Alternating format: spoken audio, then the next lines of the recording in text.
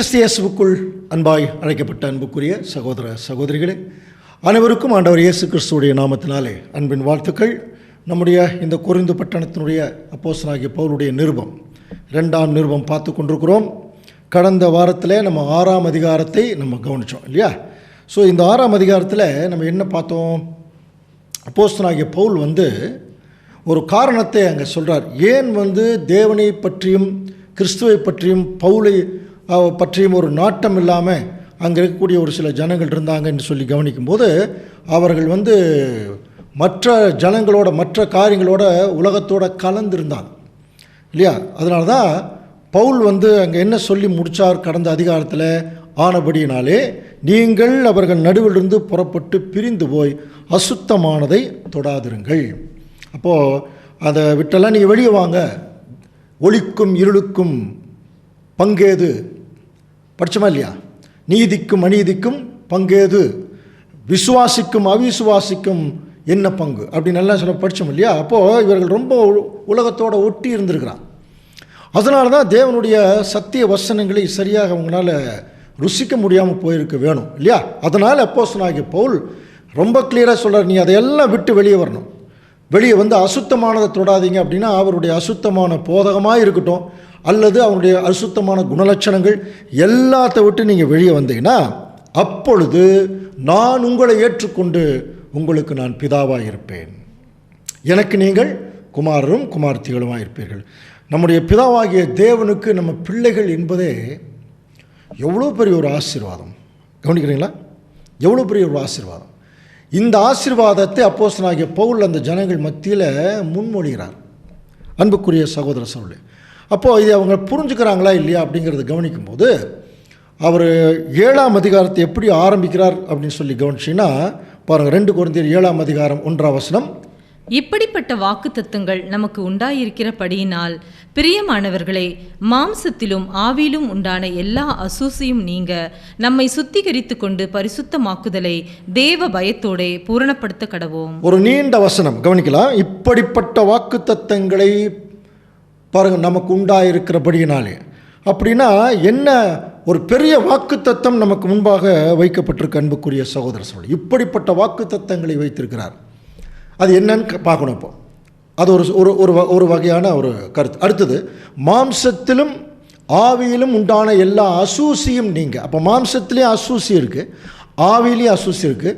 அதை நீங்கி சுத்திகரித்து கொண்டு பரிசுத்தமாகுதலை தேவ பயத்தோடே பூரணப்படுத்தப்படுவோம். அப்போ தேவ பயம் இருந்தால் தான் அந்த பரிசுத்தமாகுதல் பூரணப்படும்.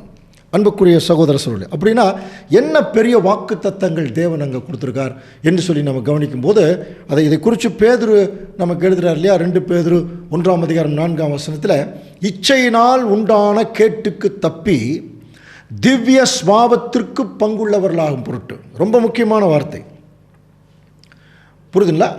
அப்போது தேவனுடைய தெய்வீக ஸ்வாபத்திற்கு பங்குள்ளவர், த டிவைன் நேச்சர் என்று சொல்லப்பட்டிருக்கு. அதனால் தெய்வீக ஸ்வாபம், அதை பங்குள்ளவர்களாகும் பொருட்டு மகா மேன்மையும் அருமையுமான வாக்குத்தத்தங்களும் அவைகளினாலே நமக்கு அருளப்பட்டிருக்கிறது. எவைகளினாலே என்று சொல்லும்போது அந்த திவ்ய ஸ்வாபத்திற்கு பங்குள்ளவர்களாகிறதுக்கு தேவன் யாரை கூப்பிட்றார்? அதனால் டிவைன் குவாலிட்டின்னு சொல்லுவாங்க, டிவைன் நேச்சர்னு சொல்லுவாங்க. இது ரொம்ப ஒரு கடினமான வார்த்தையில் ரொம்ப சிம்பிள். தேவன் மாதிரியே மாறுறது, அதுதான் டிவைன் குவாலிட்டி அல்லது டிவைன் நேச்சர். அப்போது நாம் மனுஷராக இருக்கிறோம். இப்போ தேவனை போல மாறுவதற்காகவே தேவன் நமக்கு பெரிய பெரிய வாக்கு தத்தங்கள் கொடுத்துருக்கார். ஏன் அப்படின்னா, இந்த பூமியில் பழைய மனுஷனை களைந்து புதிய மனுஷனை கொண்டு வந்து அதில் கிறிஸ்துவாக மாறி அதுக்கப்புறம் தேவனுடைய ஒரு பாட்டுக்கு மாறுறதுங்கிறது சாதாரணமான விஷயம் இல்லை, ரொம்ப கடினமான விஷயம். அது ஒரு போராட்டம், மிகப்பெரிய போராட்டம், மாம்சத்துக்கும் ஆவிக்கும். அப்போது அப்படிப்பட்ட போராட்டத்தில் நம்ம ஜெயிக்கணும்னா தேவன் என்ன செய்கிறார்? நம்மளை என்கரேஜ் பண்ணுறதுக்கு நிறைய வாக்கு தத்தங்கள் கொடுத்துருக்கார். ப்ராமிஸ்னால் என்ன அர்த்தம்? அது ஒரு நம்பிக்கை, அது ஒரு உறுதி. எத்தனை வாக்கு தத்தங்கள்! நான் உன்னை விட்டு விலகுவதும் இல்லை, உன்னை கைவிடுவதும் இல்லை, வாதை உன் கூடாரத்தை அணுகாது. எத்தனையோ வாக்கு தத்தங்கள் நம்ம படிச்சிருக்கிறோம். இந்த வசனங்கள் எல்லாம் உண்மையாக சத்தியத்தை ஏற்றுக்கொண்டு அதில் நடக்கிற தேவனுடைய பிள்ளைகளுக்கு தான் அது பொருந்தும் இல்லையா? அதனால தான் இப்படிப்பட்ட வாக்குத்தத்தங்களை தேவன் நமக்கு கொடுத்துருக்கிறார். அப்போது இன்னொரு மிகப்பெரிய பெருமை என்ன தெரியுங்களா, இந்த உலகத்தில் நமக்கெல்லாம் ஒரு பெரிய பெருமை இருக்குது அன்புக்குரிய சகோதர சகோதரி. யாருக்குமே இல்லாத ஒரு பெருமை என்ன தெரியுங்களா, நமக்கு அப்பா யாருன்னு தெரியும், நமக்கு யார் கடவுள்ங்கிறது தெரியும். யாருக்குமே மற்றவங்களுக்கு தெரியல. பாருங்கள், எவ்வளவோ பெரிய பெரிய வேத விற்பனர்கள் இருக்காங்க, அறிஞர்கள் இருக்கிறாங்க, சயின்டிஸ்ட்டு, எத்தனை பேர் தலைவர்கள், ஒருத்தருக்குமே தெரியாது இல்லையா. 1 கொரிந்தியர் 2:9 வாசிக்கலாம் பாருங்கள். எழுதியிருக்கிறபடி தேவன் தம்மில் அன்பு கூறுகிறவர்களுக்கு ஆயத்தம் பண்ணினவைகளை கண் காணவும் இல்லை, காது கேட்கவும் இல்லை, அவைகள் மனுஷருடைய இருதயத்தில் தோன்றவும் இல்லை. பாருங்க, கண் காணவும் இல்லை, காது கேட்கவும் இல்லை. இது பவுல் தான் எழுதுறாரு. மனுஷனுடைய இருதயத்தில் கூட தோன்றலை அப்படின்னா தேவனுடைய மகா பெரிய ஆழங்கள், திட்டங்கள் எல்லாமே பார்த்தீங்கன்னா இன்றைக்கி நமக்கு தான் தேவன் அங்கே கொடுத்துருக்கார். இப்படி கொடுத்ததுனால தான் இப்படிப்பட்ட வாக்கு தத்தங்கள் நமக்கு உண்டாயிருக்கிறபடியால், மறுபடியும் 2 கொரிந்தியர் 7:1. இப்போ நம்ம என்ன செய்யணும், டிவைன் குவாலிட்டிக்கு மாறணும்னா மாம்சத்திலையும் ஆவியிலையும் உண்டான எல்லா அசூசியும் நீங்கணும். அப்போ நம்முடைய மாம்சத்திலையும் அசுத்தம் இருக்குது.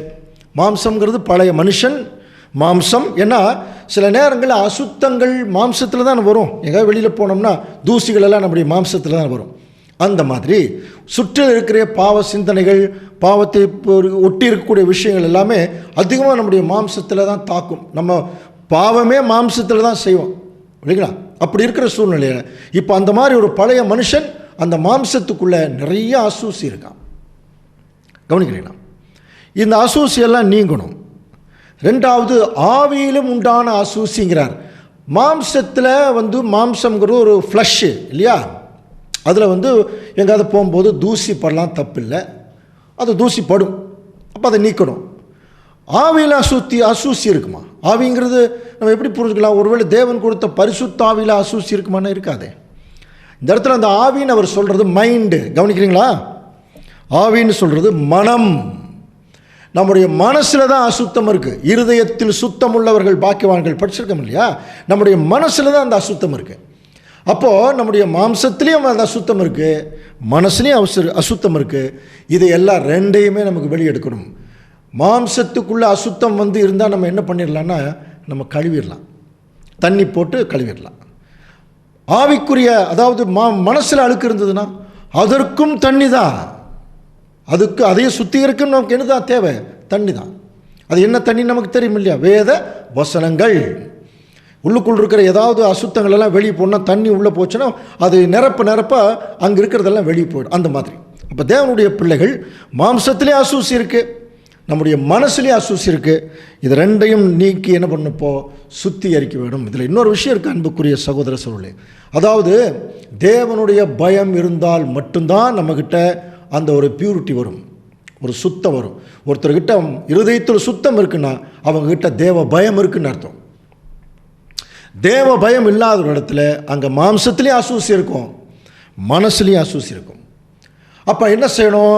1 யோவான் 3:3 வாசிக்கலாம். அவர் மேல் இப்படிப்பட்ட நம்பிக்கை வைத்திருக்கிறவன் எவனும் அவர் சுத்தம் உள்ளவராய் இருக்கிறது போல தன்னையும் சுத்திகரித்து கொள்ளுகிறான். இப்படிப்பட்ட வாக்கு தத்தங்கள் அதில் யாராவது நம்பிக்கை வச்சுருந்தோம்னா, தேவன் மேலேயும் கிறிஸ்து மேலேயும் உள்ள நம்பிக்கை வச்சுருந்தோம்னா இப்போ என்ன செய்யணும்? அவர் சுத்தம் உள்ளவராக இருக்கிறது போல தன்னையும் அவன் சுத்திகரித்துக் கொள்கிறான். எப்படி சுத்திகரித்துக் கொள்கிறான்? எபிரேயர் 10:22 படிச்சிருக்கிறோம். துர்மனசாட்சி. நீங்கள் பார்த்தீங்களா, இப்போ மனசாட்சி துர்மனசாட்சினால அங்கே என்ன இருக்குது? மனசில் அசூசி. இன்றைக்கி நிறைய பேர் சத்தியத்தில் வந்தவர்கள் அதிகமாக பாதிக்கப்படுறது துர்மனசாட்சி. நல் மனசாட்சியின் உடன்படிக்கையை மறந்துடுறாங்க. துர்மனசாட்சி உள்ளே வந்துடுது. அதனால தான் நிறையா புறங்கூறுதல்கள், பொறாமைகள், பிரிவினைகள் இதெல்லாம் வருது இல்லையா. அதுக்கெல்லாம் காரணம் துர்மனசாட்சி. இது நீங்கள் தெளிக்கப்பட்ட இருதயம் உள்ளவர்களாய் சுத்த ஜலத்தால் கழுவப்பட்ட சரீரம். புரியுதுங்களா? சுத்த ஜலத்தால் கழுவப்பட்ட சரீரம் உள்ளவர்களாய். ஒரு உதாரணத்துக்கு சொல்கிறார். சுத்தமான தண்ணியில் கழுவுனா நம்ம உடம்பு சுத்தமாகும். அசுத்தமான தண்ணியில் கழுவுனா அந்த அசுத்தம் உடம்புலையும் வரும். இன்றைக்கி நிறைய பேர் அப்படித்தாங்க. சத்தியத்துக்குள்ளே வந்ததுக்கு பிறகு நிறைய அசுத்தமான எண்ணங்கள் உள்ள சில சகோதரர்களோடு சேரும்போது அவங்களுடைய அசுத்தம் இவங்களை பாதிக்கும். அப்போ சுத்த ஜலம் வராது. சுத்த ஜலம் என்பது தேவ வசனம்.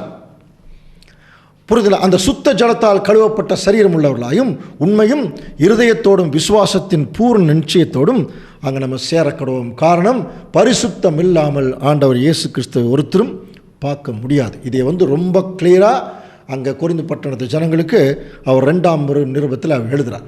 இப்போது இதை சொல்லிவிட்டு 2ஆம் வசனம் வாசிக்கலாம் பாருங்கள். 2 கொரிந்தியர் 7ஆம் அதிகாரம் 2ஆம் வசனம். எங்களுக்கு இடம் கொடுங்கள், நாங்கள் ஒருவனுக்கும் அநியாயம் செய்யவில்லை, ஒருவனையும் கெடுக்கவும் இல்லை. இப்போ மறுபடியும் என்ன செய்கிறாருன்னா, ஏற்கனவே நம்ம பார்த்தோம் இல்லைங்களா, பவுலை அவங்க ரெகக்னைஸ் பண்ணவே இல்லை, அங்கீகரிக்கவே இல்லை ஒரு குரூப். அதனால் திரும்ப திரும்ப அவர்கள் மேலே வைத்த அன்புனால அவர்களோடு போய் அந்த இணக்கம் ஆகிறதுக்கு பவுல் அங்கே நிறைய வார்த்தைகளை பிரயோகிக்கிறார். அப்படி பிரயோகிக்கப்பட்ட ஒரு வசனம் தான், எங்களுக்கு இடம் கொடுங்க, நாங்கள் யாருக்கும் அநியாயம் செய்யலை, ஒருவனையும் கெடுக்கலை, ஒருவனையும் வஞ்சிக்கலை. பாருங்க, திருவிலியம் பைபிளில் உங்கள் இருதயத்தில் எங்களுக்கு ஒரு இடம் வேண்டும், நாங்கள் யாருக்கும் தீங்கிழைக்கவில்லை, யாரையும் நாங்கள் வஞ்சிக்கவில்லை. அதே சமயத்தில் உங்களை குற்றவாளிகள் ஆக்கும் பொருட்டு நான் இப்படி சொல்லுகிறதில்ல, முன்னே நான் சொல்லியபடி உங்களுடனே கூட சாகவும் பிழைத்திருக்கவும் தக்கதாக எங்கள் இருதயங்களில் நீங்கள் இருக்கிறீர்கள். நான் உங்களை குற்றப்படுத்திருக்காக சொல்ல, உண்மையாலுமே எங்களுடைய இருதயத்தில் இருக்கிறீங்க. இது திருவிலியம்பில் ரொம்ப அழகாக அந்த வார்த்தைகள் இருக்கும். நீங்கள் குற்றவாளிகள் என தீர்ப்பளிப்பதற்காக நான் இதை கூறவில்லை, நான் ஏற்கனவே கூறியவாறு நீங்கள் என் நெஞ்சில் நிறைந்திருக்கிறீர்கள். நாம் செத்தால் ஒன்றாய் சாவோம், வாழ்ந்தால் ஒன்றாய் வாழ்வோம். எவ்வளோ அருமையான ஒரு வார்த்தை. ஒன்றா சாகலாம், வாழ்ந்தோம்னா ஒன்றா இருக்கலாம். அதனால தான் நான் மிகுந்த தைரியத்தோடு உங்களிடத்தில் பேசுகிறேன், உங்களை குறித்து மிகவும் மேன்மை பாராட்டுறேன். ஆதலால் பாருங்கள், ஆறுதலால் நிறைந்திருக்கிறேன்கிறார்.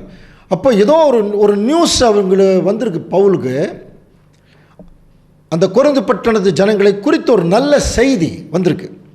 அதனால் அவர் சொல்கிறார், இப்போ எனக்கு கொஞ்சம் ஆறுதலாக இருக்குது, எங்களுக்கு உண்டான சகல உபத்திரவத்திலேயும் இப்போ நான் பரிபூர்ண சந்தோஷமாக இருக்கேன். அதாவது என்ன சொல்கிறாருன்னா, அவ்வளோ உபத்திரவத்திலேயும் எங்களுடைய மகிழ்ச்சி பொங்கி வழிஞ்சிட்ருக்கு அப்படிங்கிறார். இதே 2 கொரிந்தியர் 7ஆம் அதிகாரத்தில் 4ஆம் வசனத்திலிருந்து 13ஆம் வசனம் வரைக்கும் பார்த்தீங்கன்னா 7 முறை ஆறுதல்ங்கிற வார்த்தை வந்துகிட்டே இருக்கும் திரும்ப திரும்ப.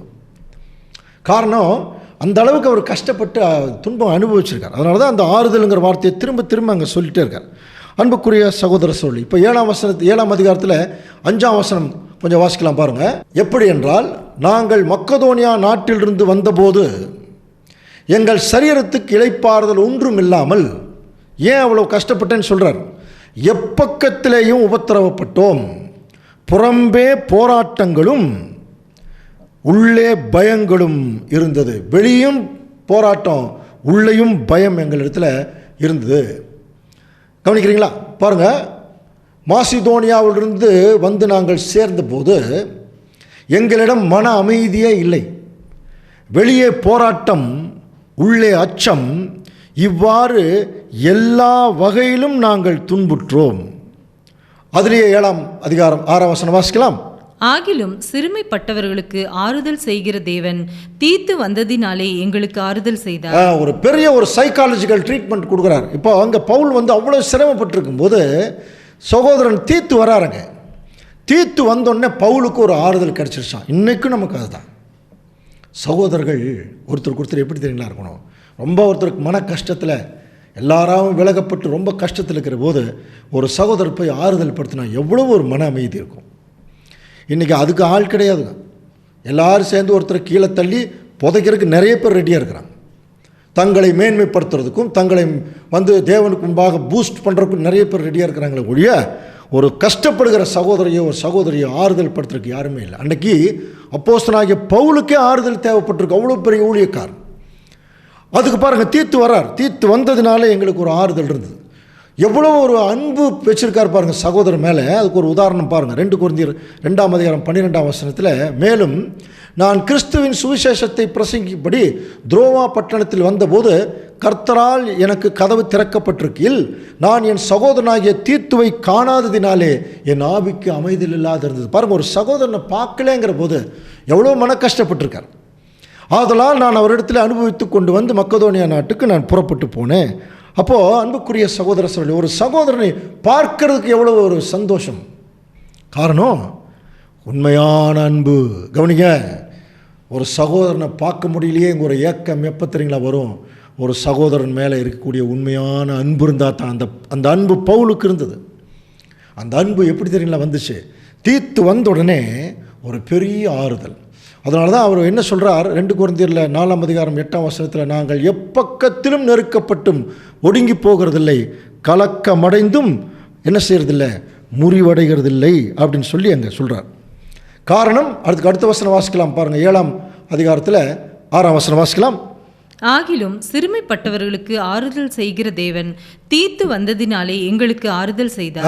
சிறுமைப்பட்டவர்களுக்கு ஆறுதல் செய்கிற தேவன் தீத்து வந்ததினாலே எங்களுக்கு ஆறுதல் செய்தார். இந்த இடத்துல கொஞ்சம் முக்கியமாக ஒரு கவனிக்க, தீத்து வந்ததினாலே அப்படிங்கிற வார்த்தை இருக்கு இல்லையா? அந்த வந்ததினாலே அப்படின்னா வந்துட்டார்னு அர்த்தம். அந்த வந்ததினாலேங்கிற வார்த்தையினுடைய கிரேக்க வார்த்தை தான் பெருஷியா. பெருஷியானா நமக்கு தெரியும் இல்லையா? ஆண்டவர் இயேசு கிறிஸ்துடைய 2ஆம் வருகையை பற்றி இந்த 3 ஸ்டேஜ் படிச்சிருக்க முடியும். பெருஷியா, எபிஃபனியா, அப்போகாலிப்சஸ். பெருஷியா பாரா ப்ளஸ் அவுசியா. பாரானா வந்து, அவுசியானா இருத்தல், வந்திருத்தல்.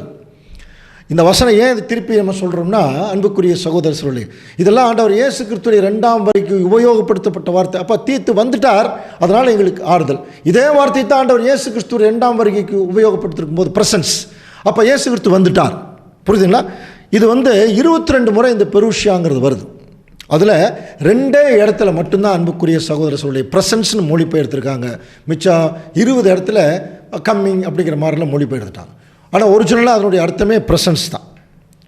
புரியுதுங்களா? ஒரிஜினலாக அதனுடைய அர்த்தமே வந்திருத்தல். அப்போ அதனால தான் சொல்கிறேன், தீத்து வந்ததுனால எங்களுக்கு ரொம்ப ஆறுதலாக இருந்தது. அப்படி சொல்லும்போது 2 கொரிந்தியர் 7ஆம் அதிகாரம் 7ஆம் வசனம் வாசிக்கலாம் பாருங்கள். அவன் வந்ததினாலே மாத்திரமல்ல, உங்கள் வாஞ்சையும் உங்கள் துக்கிப்பையும் என்னை பற்றி உங்களுக்கு உண்டான பக்தி வைராக்கியத்தையும் அவர் கண்டு உங்களால் அடைந்த ஆறுதலை தெரிவிப்படுத்தினாலும் நானும் ஆறுதல் அடைந்து அதிகமாய் சந்தோஷப்பட்டேன். இந்த வசனத்தை கொஞ்சம் கூர்ந்து கவனிக்கலாம் அன்புக்குரிய சகோதர சகோதரர்கள். ஏன்னா அப்படின்னா, இதுக்கு முன்னாடி எடுத்த நிறைய சப்ஜெக்டில் அந்த அதிகாரங்களில் ஒரு கேள்வி கேட்டுகிட்டே இருந்தோம். இப்போ கொரிந்து பட்டணத்து ஜனங்கள் ஒரு சிலர் அவரை அக்செப்ட் பண்ணல. டோட்டலாகவே அவங்க எப்படி இருந்தாங்கங்கிறது இன்னும் சரியாக தெரியல. ஆனால் பவுல் அந்த கொரிந்து பட்டணத்து ஜனங்கள் மேலே அவ்வளவு அன்பும் ஆர்வமும் காட்டுறார். ஏன்னா தன்னுடைய பிள்ளைகள் அங்கே தான் ஒரு சபை ஆரம்பிச்சது. அப்படி இருக்கிற பட்சத்தில் இவ்வளவு தூரம் அவர் சொல்லியும் அந்த கொரிந்து பட்டணத்து ஜனங்கள் திருந்தினாங்களா, அல்லது புரிஞ்சுக்கிட்டாங்களா, அல்லது பவுலை அங்கீகரித்தார்களா? இந்த ஒரு கேள்விக்கு பின்னாடி விட வந்துக்கிட்டே இருக்குன்னு சொல்லிட்டு இருந்தோம் இல்லையா? இப்போ இந்த வசனத்தில் அது கண்டுபிடிக்கலாம். ஆனால் இந்த வசனம் புராட்டஸ்டன்ட் பைபிள் நமக்கு ரெகுலராக பயன்படுத்துகிற பைபிளில் கொஞ்சம் தெளிவு இல்லாமல் இருக்குது. அந்த டிரான்ஸ்லேஷன் வேறு ஒன்றும் இல்லை. அவன் தீத்துவை பற்றி சொல்கிறார். அவன் வந்ததினாலே மாத்திரமல்ல, உங்கள் வாஞ்சை உங்கள் துக்கிப்பு என்னை பற்றி உங்களுக்குண்டான பக்தி வைராக்கியத்தையும் அவன் கண்டு. தீத்து என்ன பண்ணியிருக்காருனா, அப்போஸ்தலனாகிய பவுலை குறித்து அந்த ஜனங்கள் கொஞ்சம் என்ன இருக்காங்கடா, இரக்கம் அன்பு பாராட்டி இருக்கிறாங்களா அந்த டைமில்.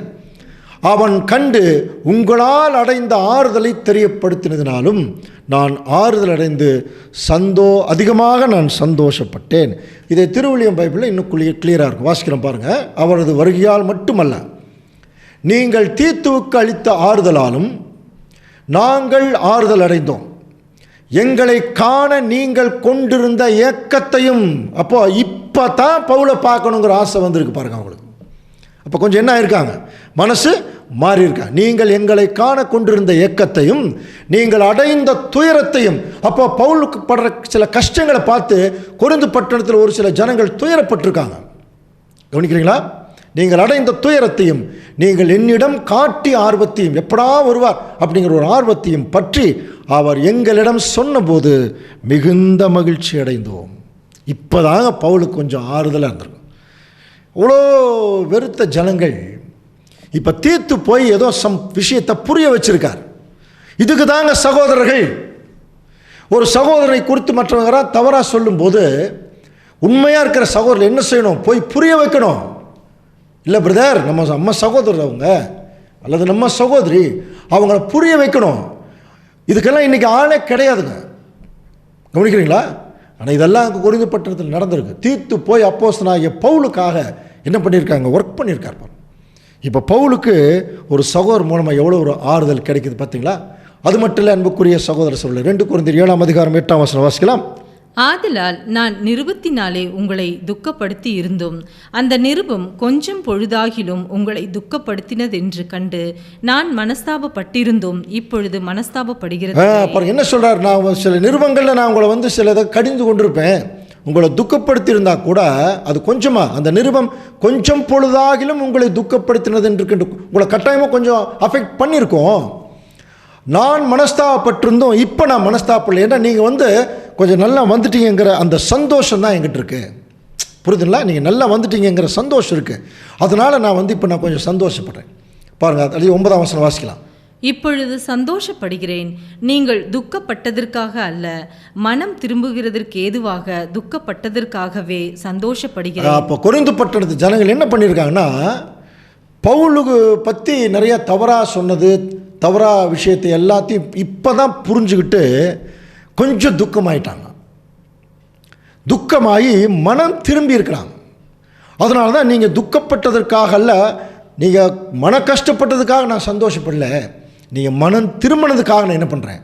ரொம்ப சந்தோஷப்படுறேன். நீங்கள் ஒன்றிலும் எங்களால் நஷ்டப்படாதபடிக்கு நீங்கள் அடைந்த துக்கம் தேவனுக்கேற்ற துக்கம். அப்படின்னு என்ன அர்த்தம்? தேவனுடைய சார்பாக நீங்கள் அடைந்த துக்கம். ஏன்னா பவுல் தேவன் கிறிஸ்துவால் அனுப்பப்பட்டவர். அப்போ அவருக்கு ஒரு கஷ்டம் அப்படிங்கிற போது இப்போ என்ன பண்ணணும்? தேவனுடைய சார்பாக அந்த ஒரு சகோதரனுக்காக ஒரு துக்கப்படணும். இதைத்தான் 10 அவர் சொல்லும்போது பாருங்கள், தேவனுக்கேற்ற துக்கம் பின்பு மனஸ்தாபப்படுகிறதற்கு இடமில்லாமல் ரட்சிப்புக்கு ஏதுவான மனம் திரும்புதலை என்ன பண்ணுதுன்னா உண்டாக்குது. ஆனால் லௌகீக துக்கம் மரணத்தை தான் உண்டாக்குமா. 2 துக்கம் இருக்கப்போ, தேவனுக்கேற்ற துக்கம், உலக பிரகாரமான ஒரு துக்கம்.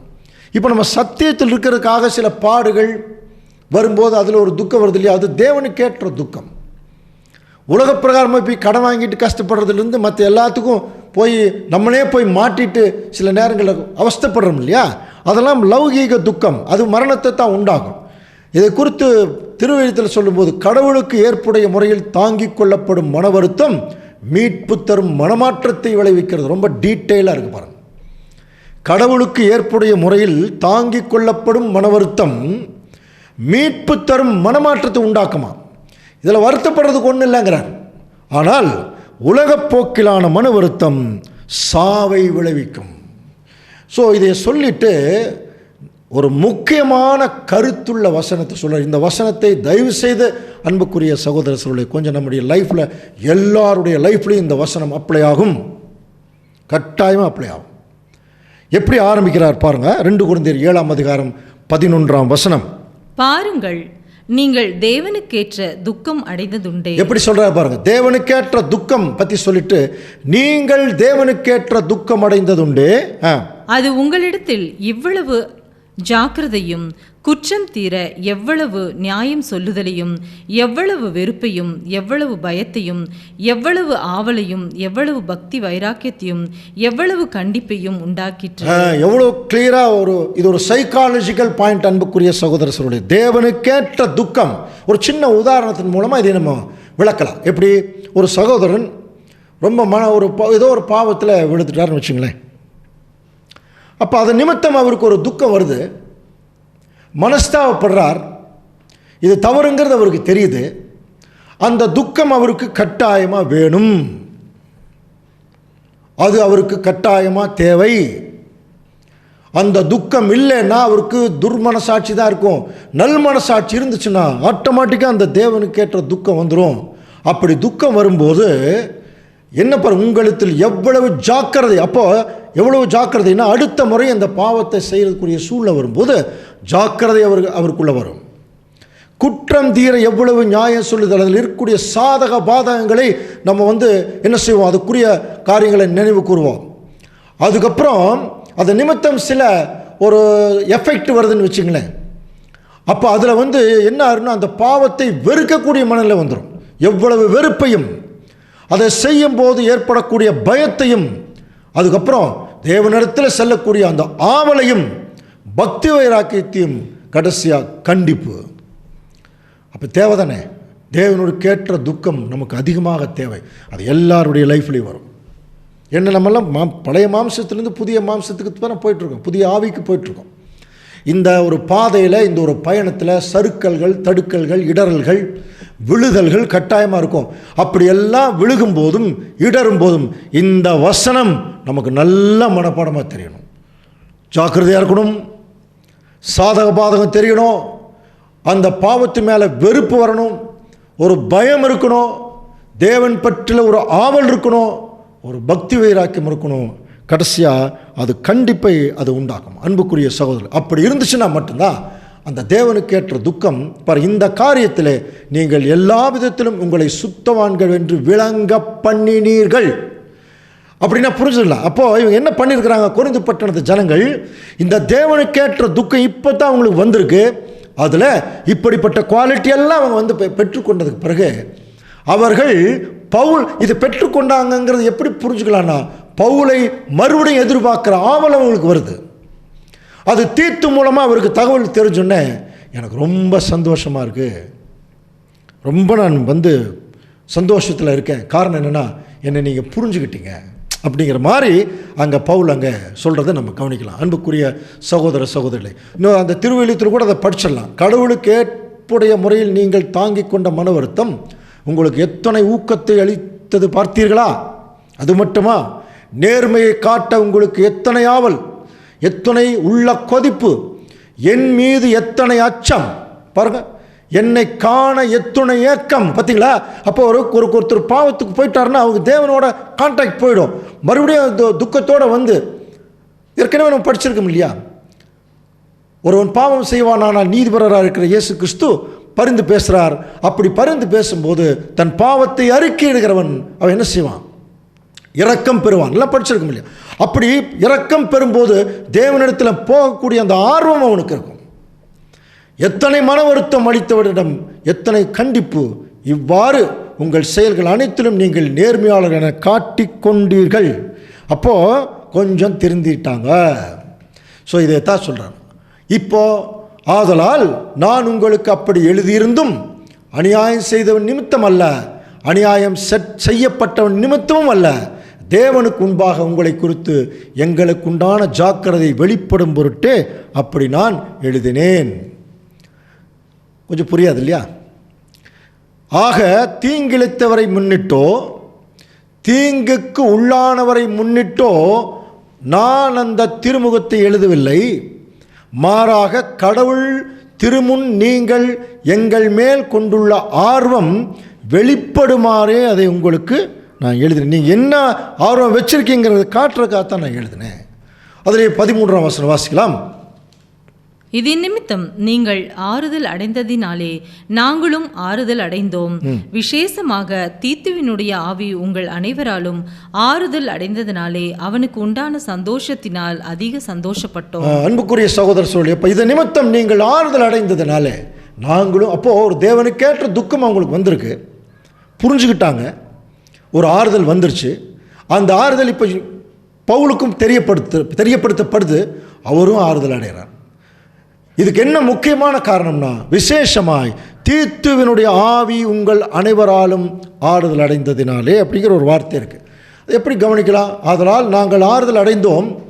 நாங்கள் ஆறுதல் அடைந்தது மட்டுமல்ல, தீத்துவின் மகிழ்ச்சியை கண்டபோது மேலும் மிகுதியாக மகிழ்ச்சி. அப்போது இவர்களுடைய மனநிலையை தீத்து வந்து சொல்லியிருக்கார் பவுல்கிட்ட, பிரதர் இந்த மாதிரி கொரிந்து பட்டணத்து ஜனங்கள் ஒரு தேவனுக்கேற்ற துக்கம் வந்து அவங்க இப்போ புரிஞ்சுக்கிட்டாங்க, உங்களை பார்க்கறக்கும் தேவனுடைய காரியத்தில் ரொம்ப ஆர்வமாக இருக்காங்க அப்படின்னு வந்து தீத்து வந்து சொல்லும்போது அவருக்கு ரொம்ப மகிழ்ச்சி ஆயிடுச்சான். ஏனெனில் நீங்கள் அவருக்கு புத்தெழுச்சி ஊட்டினீர்கள். அப்போது இந்த பார்ட்டில் யாருடைய பார்ட் ரொம்ப அதிகம் இந்த பகுதியில் அப்படின்னா தீத்துவனுடைய பார்ட் ரொம்ப அதிகம்.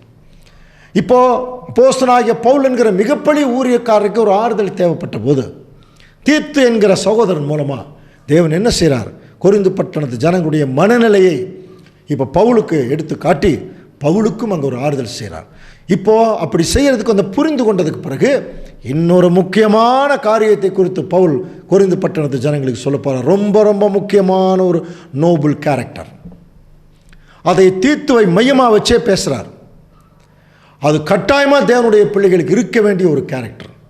அது என்ன என்பதை குறித்து அடுத்த வாரம் தொடர்ந்து சிந்திக்கலாம். தேவன் தாமே இந்த வசனங்களை நமக்கு ஆசீர்வாதமாக்கி தருவாராக.